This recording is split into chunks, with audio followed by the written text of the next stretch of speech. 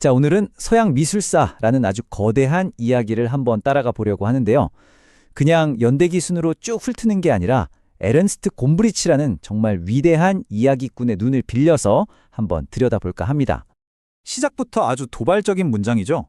미술은 없다. 미술가만 있을 뿐이다. 이게 바로 곰브리치의 핵심 생각인데요. 그러니까 미술사라는 게 무슨 거창한 예술의 발전 과정이 아니라는 거예요. 그 대신 각각의 시대를 살았던 미술가들이 저마다 어떤 문제를 마주했고 또 그걸 해결하기 위해 얼마나 치열하게 고민했는지 그 사람들의 이야기에 집중하는 거죠. 네, 바로 이 관점입니다. 그래서 우리가 지금부터 할 이야기는요. 무슨 주의, 무슨 양식을 외우는 게 아니라 각 시대 미술가들이 받았던 과제가 무엇이었는지를 따라가는 아주 흥미로운 여정이 될 겁니다. 자, 그럼 가장 처음으로 한번 돌아가 볼까요? 아주 먼 옛날 초기 미술가들에게 주어진 첫 번째 과제. 그건 아름다움? 아니요, 바로 힘과 영혼에 관한 문제였습니다. 한번 상상해 보세요. 캄캄한 동굴 깊숙한 곳에서 횃불에 의지해 동물을 그리고 있는 선사시다 사람을요. 그건 그냥 벽을 예쁘게 꾸미는 게 아니었어요. 뭐랄까 일종의 마법이자 아주 간절한 의식이었죠. 이 그림에 동물의 힘을 가두면 실제 사냥에 나가서도 꼭 성공할 거라고 믿었던 겁니다. 그림 하나하나가 정말 절실한 염원이었던 거죠. 이집트로 넘어가면요. 이 영원이라는 문제가 훨씬 더 구체적으로 변합니다. 이집트 사람들은 사람이 죽어도 영혼은 계속 산다고 믿었잖아요. 그래서 미술가들의 임무는 그 영혼이 깃들 몸을 그림으로 완벽하게 보존하는 거였어요. 그래서 아주 엄격한 규칙을 따랐죠. 얼굴은 옆모습인데 눈은 정면을 보고 있는 식으로요. 왜냐? 보기 좋으라고가 아니라 그 사람의 모든 특징을 하나도 빠짐없이 명확하게 담아야 했기 때문이에요. 아름다움이 아니라 완전함이 목표였던 겁니다. 그런데 말이죠. 이 수천 년 된 규칙을 과감하게 깨버린 사람들이 나타납니다. 바로 고대 그리스인들이었어요. 이 사람들은 정해진 공식 대신에 자기 눈으로 직접 관찰하고 보이는 그대로를 그리기 시작해요. 여기서부터 미술은 규칙의 세계에서 관찰의 세계로 넘어가는 정말 혁명적인 전환을 맞이하게 됩니다.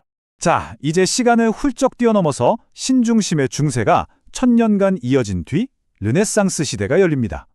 이때 미술가들에게는 또 다른 아주 거대한 숙제가 주어지죠. 그건 바로 이 평평한 캔버스나 벽 위에 어떻게 하면 진짜 살아있는 듯한 현실을 담아낼 수 있을까 하는 문제였습니다. 그럼 이 어려운 문제를 어떻게 풀었을까요? 진짜 대단한 발명들이 쏟아져 나왔습니다. 과학과 예술이 그야말로 폭발적으로 결합했는데요. 첫째, 그림에 깊이감을 주는 원근법이 발명됐고요. 둘째, 사람의 몸을 제대로 이해하기 위한 해부학 연구가 이루어졌습니다. 그리고 마지막으로 물감에 기름을 섞어서 아주 세밀한 묘사를 가능하게 한 유화기법까지. 이 세 가지가 바로 세상을 정복한 르네상스 미술의 비밀병기였던 셈이죠. 자, 이제 르네상스 덕분에 현실을 그리는 건 어느 정도 마스터가 됐어요. 그럼 그 다음은 뭘까요? 미술가들은 이제 한 단계 더 나아간 질문을 던지기 시작합니다. 좋아, 현실은 알겠어. 그럼 어떻게 하면 눈에 보이지 않는 드라마틱한 감정이나 절대적인 권력 혹은 차가운 이성 같은 것들을 그림으로 표현할 수 있지? 하고 말이죠. 이 질문에 대한 대답은 정말 극과 극으로 갈렸습니다. 한쪽에서는 바로크가 등장하죠. 아주 강렬한 빛과 어둠의 대비를 사용해서 종교적인 감동이나 왕의 권위를 극적으로 보여주려 했어요. 그런데 또 다른 한쪽에서는 완전히 다른 분위기의 로코코가 유행합니다. 귀족들의 사적인 공간을 장식하기 위한 그림들이었는데요. 밝고 화사하고 아주 우아하고 경쾌한 분위기가 특징이죠. 시대가 바뀌면서 미술계의 갈등은 더 격렬해집니다.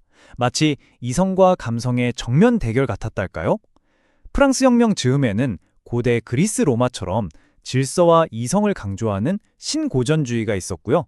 그에 대한 반작용으로 이성보다는 개인의 격렬한 감정, 꿈, 상상력 이런 것들이 더 중요하다고 외치는 낭만주의가 불타올랐습니다.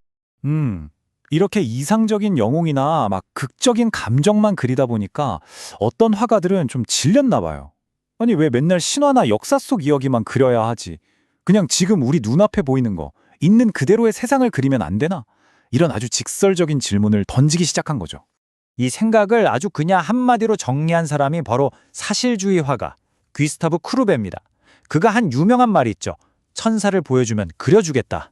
상상 속의 존재가 아니라 자기가 직접 본 것, 그러니까 돌 깨는 인부나 평범한 시골 사람들의 삶 같은 진짜 현실만을 그리겠다는 선언이었어요. 자, 그런데 여기서 정말 재밌는 일이 벌어져요. 마치 완벽한 폭풍처럼 여러 조건들이 딱 맞아떨어지면서 인상주의가 태어납니다.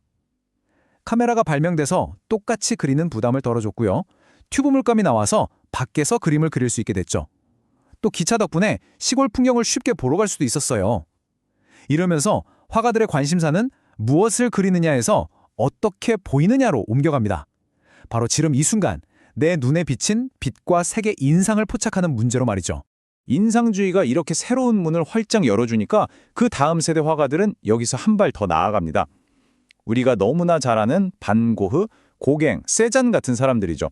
이 사람들은 단순히 눈에 보이는 인상을 그리는 데서 그치지 않고 그 풍경을 보면서 느낀 자기 내면의 감정 혹은 자신만의 질서를 그림에 쏟아붓기 시작합니다. 미술이 점점 더 개인적인 것이 되어가는 거죠. 자, 이제 정말 미술사의 판을 완전히 뒤흔드는 질문이 나올 때가 됐습니다. 생각해보세요.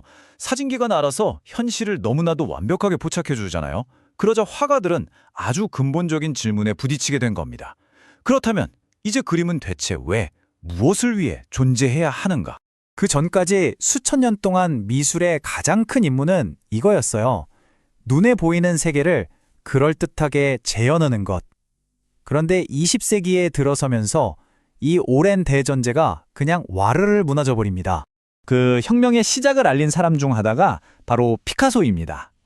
피카소 같은 입체주의 화가들은 사물을 그냥 한 시점에서 보이는 대로 그리는 게 아니라 아예 다 분해했다가 다시 조립해버려요. 앞에서 본 모습, 옆에서 본 모습을 한 화면에 다 담는 거죠.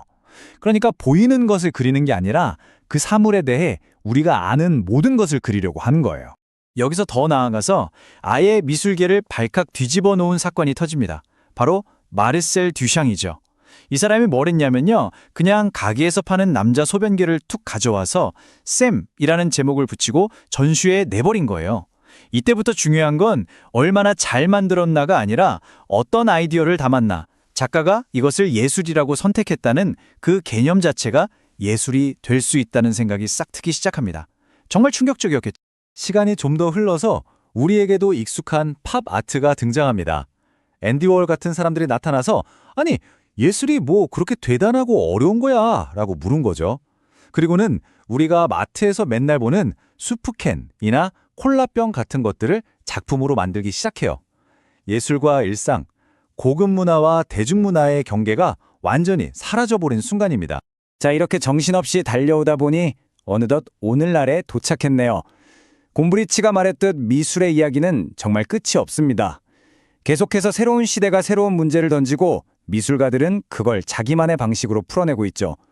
그렇다면 여러분, 지금 이 시대를 살아가는 미술가들은 과연 어떤 문제와 씨름하고 있을까요?